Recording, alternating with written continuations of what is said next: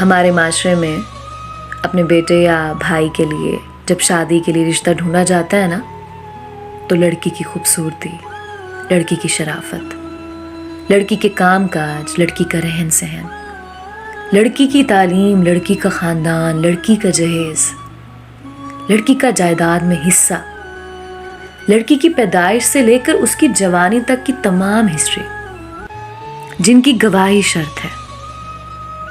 اور لڑکے کے لیے صرف اس کی نوکری ہونا ہی بہت ہے.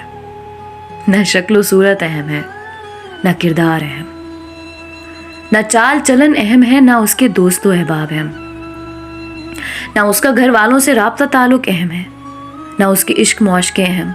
بس ایک نوکری اس کے 100 عیبوں پر پردہ ڈال دیتی ہے. اور المیہ یہ ہے کہ کسی کی بیٹی بہن کے گھر جب دیکھنے کے لیے جاتے ہیں نا، تو پہلے کہتے ہیں کہ لڑکی دیکھنے آ رہے ہیں. وہاں لڑکی کے دل پہ کیا گزرتی ہے، جو دل و دماغ میں مرتی تڑپتی، دعائیں مانگتی، سوچتی، پاگل ہوتی ہے کہ کیا ہوگا، میں پسند آؤں گی یا نہیں. پسند نہ آئی تو لوگ کیا کہیں گے، پسند آ بھی گئی تو وہ لوگ کیسے ہوں گے، وہ لڑکا کیسا ہوگا، جیسے ہزاروں سوالات.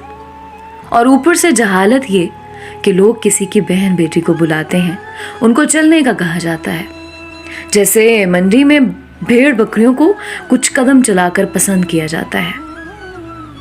اس کے کمرے کو جا کر دیکھتے ہیں، ان کے گھر کھا پی کر واپس ایک میسج بھیج دیتے ہیں کہ ہمیں لڑکی پسند نہیں آئی. ایک نہیں 10 بار رشتہ نہ کرو، پر وہاں لڑکی دیکھنے کسی بہانے سے بھی تو جایا جا سکتا ہے نا. جب تک پسند نہ آئے رشتے کی بات نہ کیا کرو.